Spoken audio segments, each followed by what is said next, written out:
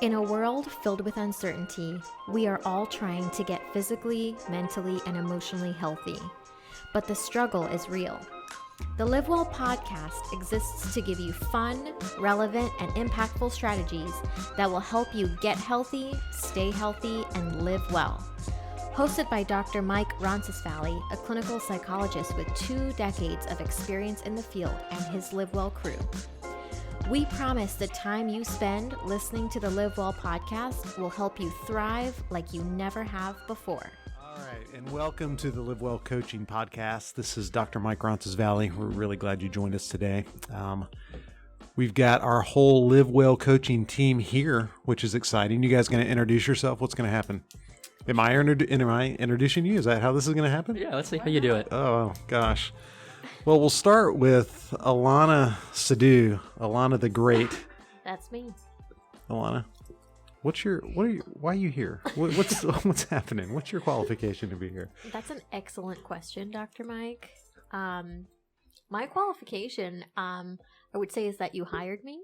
Let's start there. I did do that. Also, I am the Director of Clinical Programming here at LiveWell Coaching, and I'm super excited to spend this Monday morning with you. Excited to have you here, Alana. Give us all the insight that you have about how to respond to the pandemic and stress during the pandemic. It's going to be cool. Jacob Jenkins is with us. Jacob. How's it going? What's happening? Not much. Just a beautiful day outside. Nice 30-mile-per-hour winds, It's just... Tropical storm in Florida. It's just a tropical storm in Florida. That happens all the time, right? No big deal. Routine. Megan Torkowski. Hello. Miss Megan. I am here because I've just known you for so long, and I think you really enjoy my company. And seeing as I was hit hard by the pandemic, I think I bring a lot to the table as far as that goes. You bring a lot to the table, just in general, just Megan. in my own presence. So, yes. And then virtually, we have Dr. Chuck Sarconi, our resident expert in all things mental health. Chuck, what's happening, man? That you might want to edit out, Jacob. So appreciate that. We're keeping it.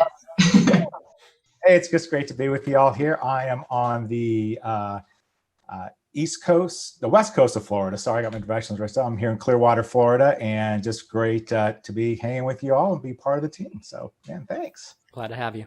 Yep. Well, guys, let's jump into this. I think people are ready to know what they can do to try to navigate this pandemic. It's been crazy, just a crazy 6 or 8 months. I don't know about you guys, but it's still difficult to even put my mind around what's happened to us. Well, you're in luck because there's no end in sight. Oh, gosh. That's what it feels like, Alana. Yeah. That's what it feels like. Added some more uncertainty in there past couple weeks. So. Yeah. I mean, life does continue to go on, so this is just how we're gonna navigate it. Together. It's getting the cases are out of control, right? Have you guys heard this? Yeah. I think we had 1,000 cases in a day, or 100,000 cases in a day. What was it? It was insane. Yeah, I didn't see that. So, anyways, it's not going anywhere. To your point, Miss Sadhu. So, let's talk about what we do about it. First of all, my question to you guys is, why do you think it's so hard? Like, why do you think we're struggling to cope with this, and why is it so hard to manage? Well, the pandemic, it's a scary word. It's very intimidating. I think the word pandemic intimidates people, and it should, rightfully so. But things that intimidate us, we have a tendency of trying to avoid. So that, along with obviously all of the very real risks of what is to come. I mean, it's scary. I think it brings a lot of fear in people. So it's essentially just, you think the idea of it feels big to people? Oh yeah. I think it starts with the concept that it's out there and that it's this thing that seems very pervasive and it's bigger than us. Yeah, I also think especially in like the US, it's just this whole year, there's just been kind of like two sides going at each other with everything.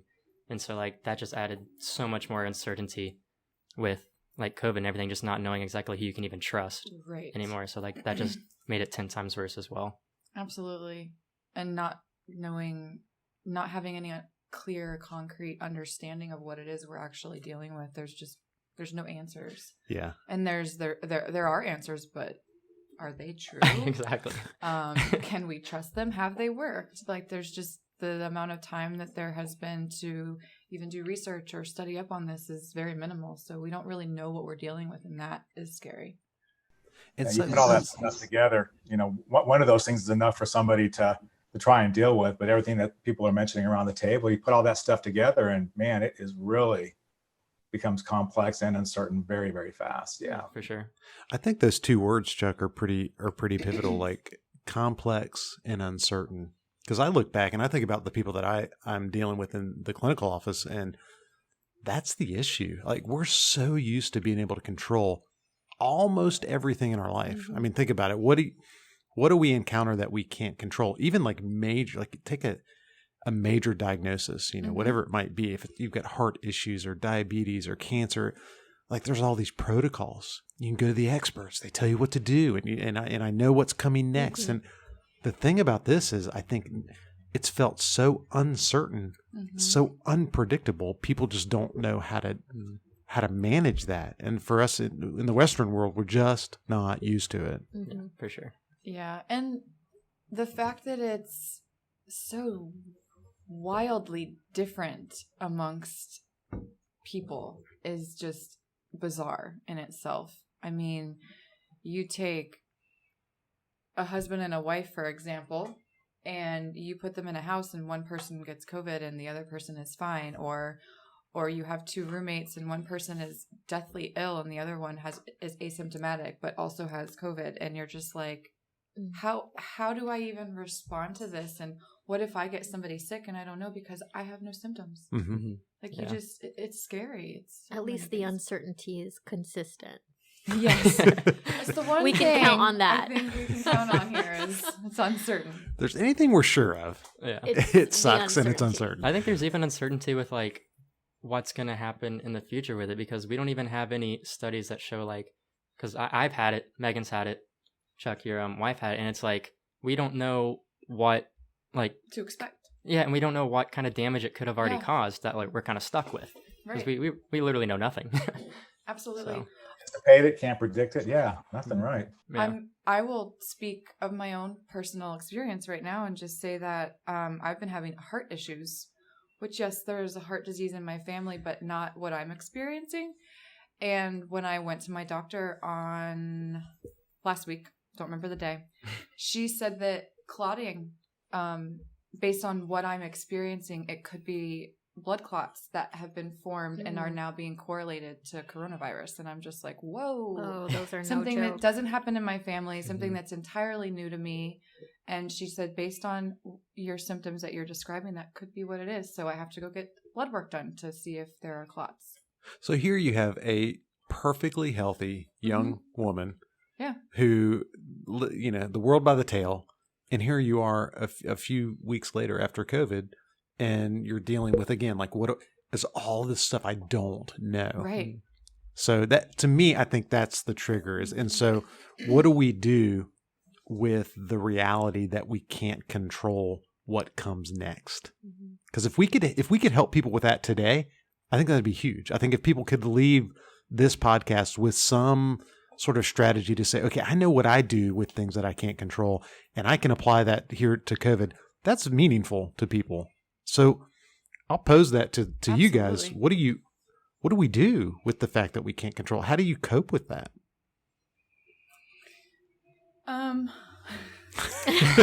Don't all speak She at says once. with confidence. That's a loaded question. For me, over the years, I've kind of learned to take things with a grain of salt, whether it is factual or not, because we all respond differently to things. We all hear and see things and perceive things very differently.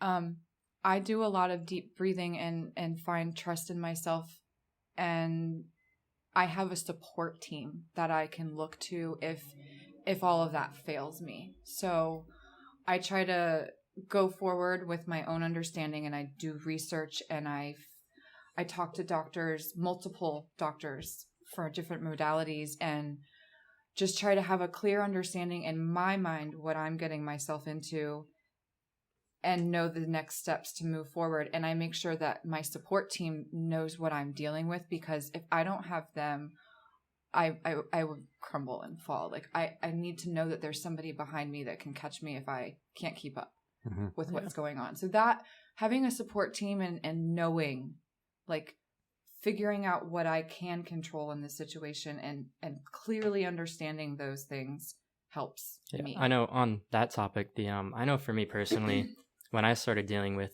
anxiety issues about 2 years ago, before that, I kind of always related to the control response and kind of that side of it. But then once the anxiety happened, I kind of shifted all the way to like a strict fear response where I just wanted to run away from everything and like not even go against it. And I don't know if this kind of lines up, but just like finding a middle ground of those two, I think is very important during these times. Absolutely. Because fear is good because it sends you a signal. It lets you know that there is something going on, whether it's instinctual almost. But once it consumes you, you've got to have that fine balance so that you're not overwhelmed with it and it doesn't disable you from being able to do the things in your life that you should be. And I know you talked about breathing exercises. Something that I've used that's helped me a ton, which is actually learned from you if you want to expand on it, is progressive relaxation. Is something that the more and more I practiced it just any time like the fear response gets a little too great and the anxiety comes and stress, like it's just helped so much. Even getting better sleep, like it's helped a ton. So I think that's a good segue into something really practical that we can give to people.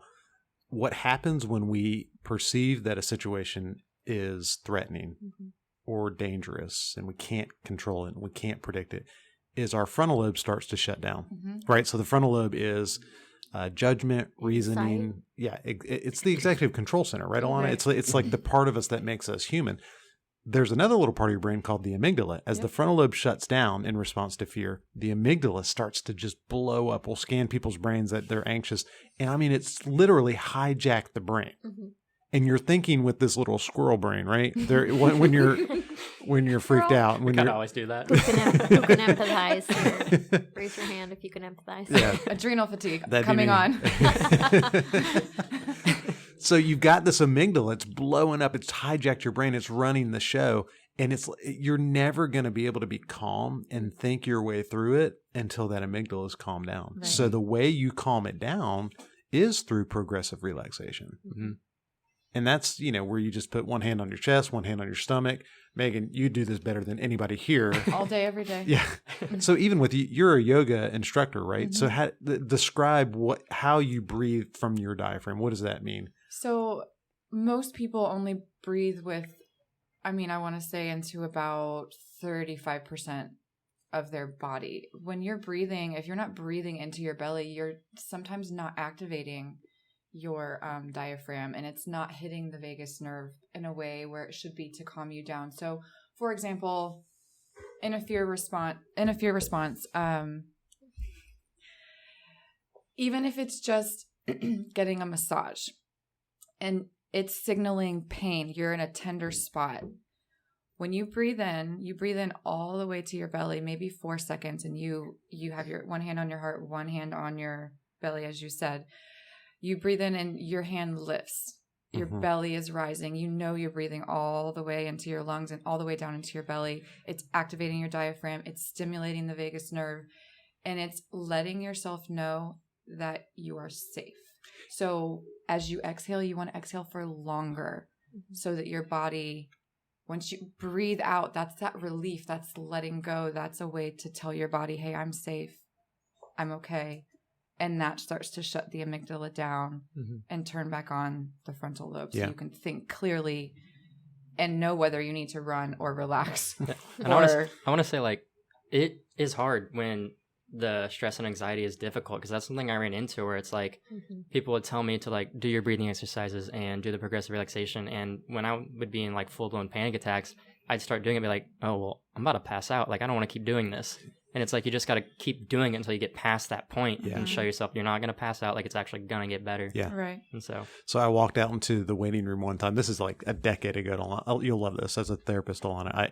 I walk out in the waiting room. Nobody else is in there. I'm going to grab my client, right?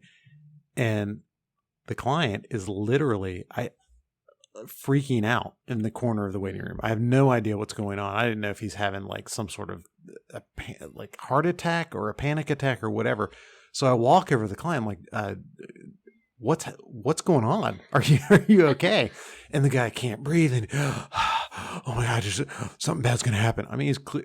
The more I talk, the more I knew he's having a panic attack, right? So I'm trying to do what you're describing, Jacob. I'm saying, hey, look, you've got to take deep breaths. And I'm walking him through, one hand on the chest, one hand on the stomach. And the more he does it, the more he's freaking out. He's like, no, I'm going to pass out. I'm going to pass out. And I had to say, I was like, look at me in the eye right here. Like, look, you better listen to me because if you don't, this is going to get bad and we're going to call 911 and you're going to go to the ER for a panic attack. And that's not necessary.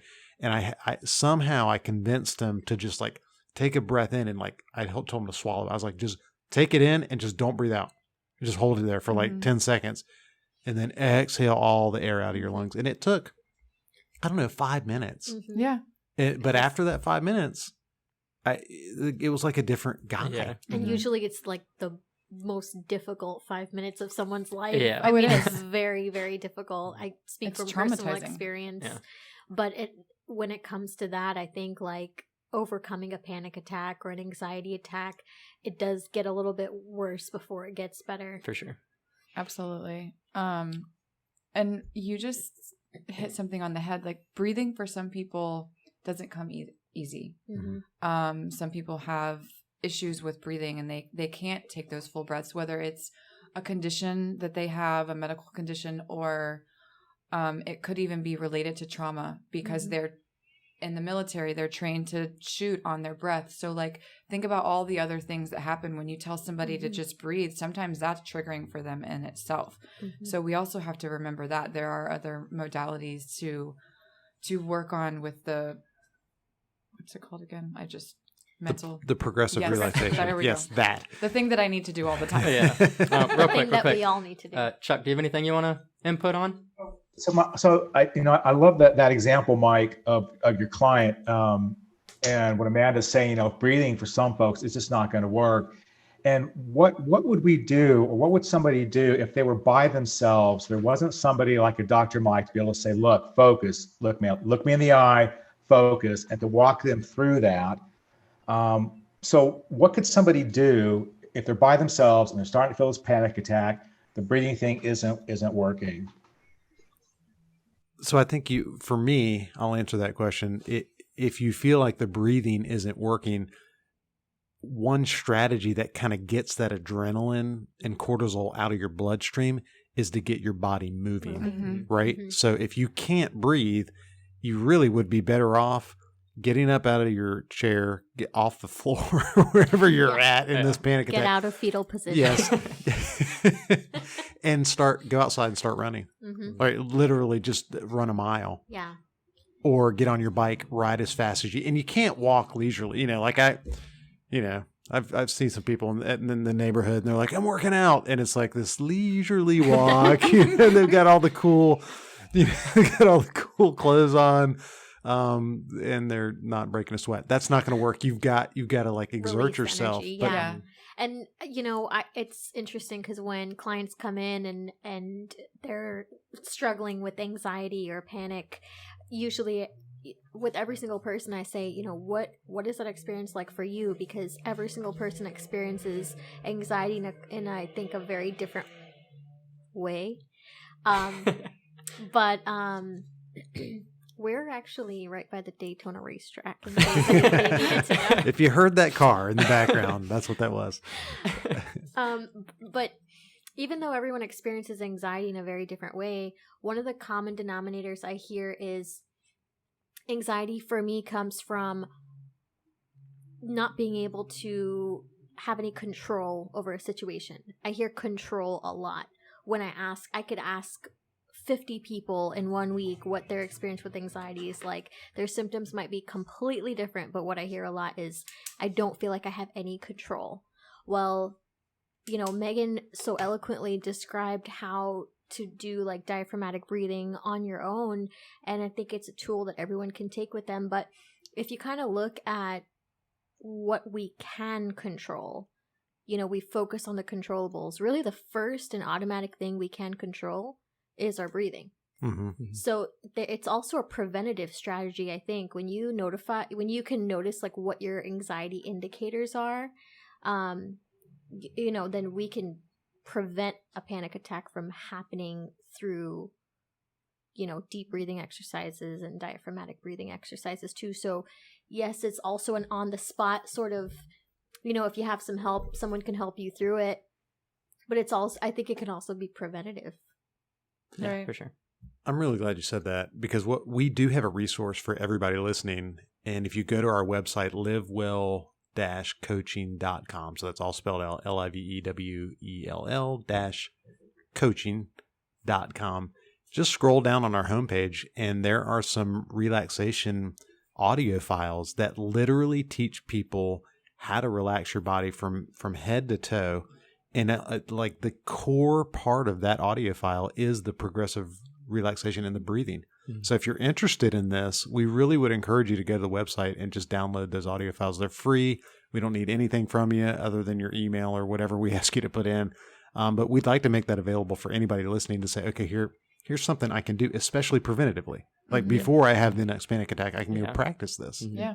You can do a body scan, just simply head to toe, like you just said it, which made me think of it, just body scan, like, and just go from the crown of your head all the way down to the tips of your toes and tighten every single muscle one by one. And you can't, I mean, you can squeeze your face together, and I'm sure that looked great on camera just now. But you do that and you just keep, and then you finally release, and you inhale and scrunch it all together and contract your muscles, and then you exhale and you release. But your mind is focused on each individual part of your body as you're going down, until when you get to your toes, you're like, oh my gosh, I'm calm. I can think. I'm breathing. I'm safe. I'm alive.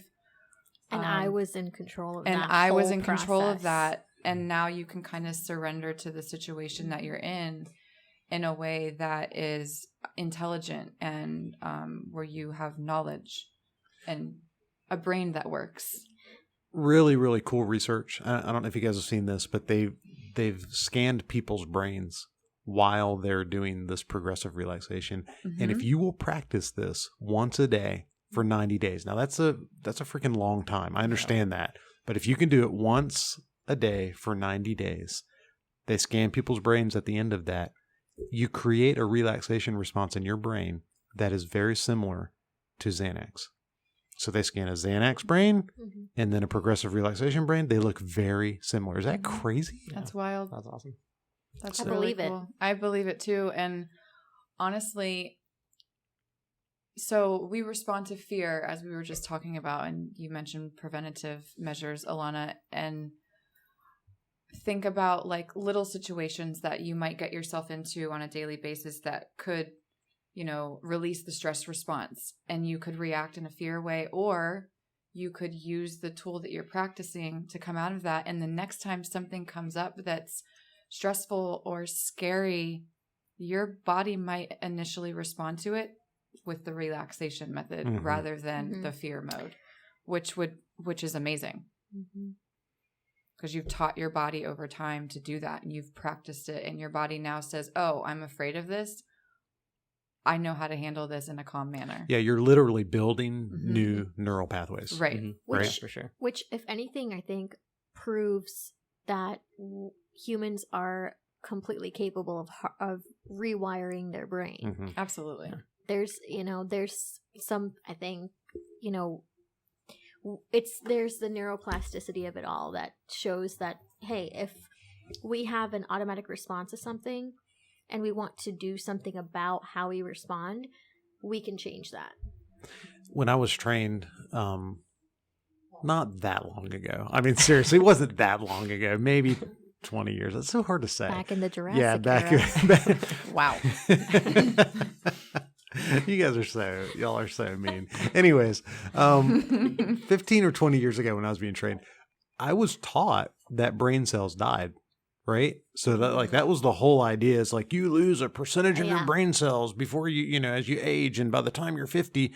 Well, what we know now is that while that's probably true, you actually can build new ones, brain cells. Oh, yeah. Isn't that crazy? That's awesome. I mean, that's a big development in neuropsychology. I don't think I have, but I'm sure you have. You just don't know it. We can't see our brains. So they're growing in there. Yeah. All right. So here's what I say we do. What we've established is we're all stressed out by the pandemic. We all see this as a very difficult situation because it's new, it's unique, it's unpredictable, and we can't control it. We know that activates adrenaline and cortisol in our body, and that the only thing that can sort of take care of that amygdala-driven process in the body is progressive relaxation. And that's what kind of turns your amygdala off and your frontal lobe back on. And I think the last thing we would want to leave people with is like, what do you do once your frontal lobe is turned back on? How do you start to think through the pandemic in a way that yields peace?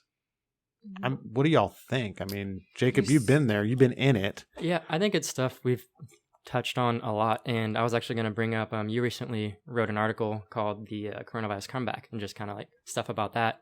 And I think that'd be a great way to kind of piece this all together, kind of leave them with like how we can come back from this and what to do after that. And yeah, I know there was something you mentioned about like resilient people and like the kind of stuff that they have. And I think it was internal locus of control was like the words you've used. And there was a lot of things we touched on. And for me, like it's easy to say just focus on what you can control and like don't focus on what you can't. But I'm just kind of touching on like how we can practice that and actually do it is like a different thing. And I think that's something that you'd probably be able to explain better than I could, because it's just like I just kind of do it, but you know how we do it. So I had a friend that had a dog, and the dog's name was Sugar. Oh, and yeah, it's cute. It's really cute. And so Sugar, when they got his little bitty puppy, and when they wanted to control Sugar, they would put a leash around Sugar's neck, and they would slip the end of the leash under like a chair, just like this little wooden chair. And little Sugar was so small, I mean, he'd run and run, and then that leash would catch him. And no. I don't like this story. No, it's cute. It was fine. They were very ethical in their treatment of Sugar. Okay. But Sugar couldn't go anywhere because he couldn't pull the chair, right? Well, Sugar learned that he was out of control of that situation. And Sugar learned that there was nothing he could really do when that leash was put on around his neck and put under the chair. What Sugar didn't realize is that as he grew and gained, 300% of his body weight, and he could move the chair anywhere around the house that he wanted but to. But he never knew that. Never did. And we call that learned helplessness. That's right. and that's that learned helplessness. My favorite words. That's like an external locus of control, right? Like my life is driven by things outside of me. I can't move this chair, right? And that's where a lot of people are with the pandemic, is that there's so much I can't control. This is happening to me. And Jacob, to your point, like the people that are thriving through the pandemic are the ones that are trusting, there's a lot I can't control, but I'm going to focus on the things that I actually can. What can I control? I can control my next healthy response. Correct. I can make sure that I'm getting out and exercising. I can make sure that I'm reaching out to my support group. I can make sure that I'm doing the healthy things. And as I do that, I can trust the process, and I can let the outcomes be what they're going to be. For sure. And that's, I fall to the word surrender. It's a way of surrendering, but I'm more of a user of embrace. Because I feel like if you surrender, you could be giving up. That's just my semantics issues in my head.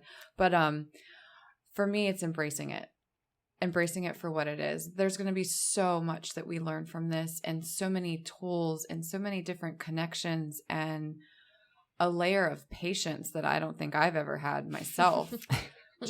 I just think the growth that can come out of this time period in our lives is amazing. So not really surrendering to it, but using the control, what you can control and can't, and then just embracing the the situation for all the positive that's going to come from it, Yeah. hopefully. Yeah, I do think that's like one of the most important things to kind of take out of this that you can use for the rest of your life, not even just from the pandemic. It's bad things are going to happen. You're going to go through stuff. Like, it's going to happen to everybody. Mhm. But it's like how you go about learning from it and not seeing it as like the victim. But Right. like, I know in your article you talk about being the champion of it Mhm. instead of like seeing yourself as a victim, and just how you can grow from it, kind of seeing that as like, I think that's something that will end up being a positive for a lot of people's lives coming out of this time. I mean, we've had to change so many ways that we operate. So yeah, definitely this is going to be a game changer, I think, for the human population. What's one thing you've learned through the pandemic? What's one thing you've learned or one thing you've tried that you hadn't tried before? Where do I begin? Well, I don't know if that's healthy. We're talking about healthy coping skills here, not maladaptive coping skills, Well, I'm ladies just saying, and gentlemen. Well, I'm thinking about the number of days that I laid in bed, and like, I'm trying to word it in a way that is healthy. I laid in bed for an absurd amount of days. This is when you had COVID? When I had coronavirus. Okay. Mm-hmm. When I was, and this is something I learned. So normally when I'm sick, I kind of push myself, and I get better, and I push myself to go forward, even though I'm not fully well, and I still have a little bit of the whatever going on, if it's a cough, and I push myself to go back to work, and I push myself to do these things. This time I learned that I can't do that. There's still stuff that I don't know that's happening inside of my body, and the only thing that I can do is be patient with myself and walk in the understanding that this is just something that happened, and I'm going to have to be okay with the result of it because it's already done. Like, I can't go backwards. So Megan, that's really good though, because what you're doing is your frontal lobe's turned on now, right? So you're not in that fear threat mode, and you're just letting yourself yield to what you can't control, but you're living in this moment wholeheartedly. Yeah, there's a bunch of research on wholehearted living that I think is appropriate to the pandemic. Like the idea that we can fully embrace moments and live in moments, and there's value to like that right here, right now. And who knows, whether there's an issue we've got to confront next week or next month, and who knows who's going to get COVID, and who knows what effect that's going to have on whose job. But we have today. Yeah. Right. And there's value to that. And to me, culturally, if we could learn that's the silver lining in all of this. That's the beauty that comes out of the ashes, right? Mm-hmm. Being present. I think for me, like, one big thing that I learned is just when I had COVID, I isolated. I went and lived in my family's camper for like a whole 10 days. And it just made me realize like how important it is, especially for like my mental health, just to be around people that like love me and care for me, like how much that actually like influences my life without even realizing. So that was something I kind of came away with that would be a positive, actually having it and stuff like that. So Absolutely. You get isolated when you have COVID, and you learn how to reach out. Yeah. Chuck, Alana, what do you guys think? Yeah, I think that's part of it for us too. What both Amanda and Jacob said, kind of combining that. It's, always try to have fun with whatever's in front of us. It's hard to have fun sometimes with stuff like this, but I think when we kind of back off, or when I backed off a bit, and kind of gave some grace and some permission to do some things differently, because it's, the difference is the how. The what is the same. We want human interaction. We want to connect with others. We want to go out and do stuff. We want to be busy. We want to be productive. We want to contribute. The what is the same, which changes the how. Right. Yeah. And so, still around the corner with that, but trying to have fun with the differences in the how. I love that. Me too. Yeah. And I think for me, I have learned how to do media detoxes, and we can talk more about that in our next podcast. But really, in the midst of the pandemic, a lot of us are stuck at home, and we're stuck with news, and we're stuck with media and social media, and that's all we have. That's the information we have coming in, and a lot of studies show that that's a good way to have like information overload and can really cause a lot of, mental distress and emotional distress. So I learned how to, have certain couple hours per day of just detoxing from all sources of media. And it's created, I think, a different layer of calm in just my own personal mental health. And I've kind of tried to share that with, people around me. So that's one thing I've learned. So I always have all these stories. Just forgive me. Indulge me. Turning it over to Anecdote Mike over here. That can be my new code name. That's your code name. Anecdote Mike. So we were kind of mid lockdown. You guys remember that moment where we had it locked down and like no one was going anywhere and you hadn't left your house, and how can I forget? Yeah, seriously. I had pneumonia. I remember clearly. So my wife and I are sitting each other. Our kids are like going stir crazy. I'm talking just, it was like bouncing off the walls. And I looked at her, I was like, we got to do something. What are we going to do? And these, they were used to going to school and they hadn't been in school. And so she left. She saved the day. She saves the day every time. Aww. So anyways, Crystal another podcast. Yeah, Yes. Crystal. So she comes back. She had gone to Michael's and gotten canvases and paint. All right. Now, sick invite. Dude. Needless to say, we're not an artistic family. I'm just going to start with that. But my kids put Bob Ross on YouTube. Bob Ross is this guy that paints he's like the big, huge afro guy from like the 70s or whatever. Yeah. And they watched and they were doing these paintings, these Bob Ross paintings. And we have probably 25, 35, 45 paintings at our house now that my kids did, who had never picked up a paintbrush in their life. Oh. And it was about 3 or 4 days. And they were all in, bro. I'm saying it was like they were all about it. Awesome. And they produced these really great paintings. That's amazing. So I think it's just an example of what you guys are talking about. Just like finding a way to live in a moment and just be fully present. And hey, if you suck at something, you're horrible at it, guess what? You can have fun with it and you can enjoy it and you can do it and find some peace in it. So. Right. Are you now going to display all those like in a beautiful wall in your house? So I don't know what we're going to do with them actually. But we should do something with them. I did another article for the paper, Jacob, and I talked about that. And I sent the guy at the paper, I was like, hey, here's all the paintings. And he put it in the paper. It's really funny. Oh, that's amazing. Yeah, it was really cute. And if you're local to the Brevard County area, you'll see the Ronces Valley Art Gallery coming soon. We literally have to pay you to take the. It's like, here, I'll give you $5 in this painting. Make it a deal.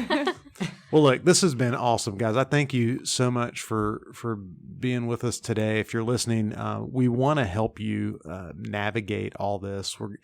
I'm going to do 2 things. I'm going to summarize what we've talked about that you can take away from this podcast about just what to do with COVID. Number 1, it's just turn your amygdala off, turn your frontal lobe on, and that's through relaxation. We told you how you can access those relaxation techniques.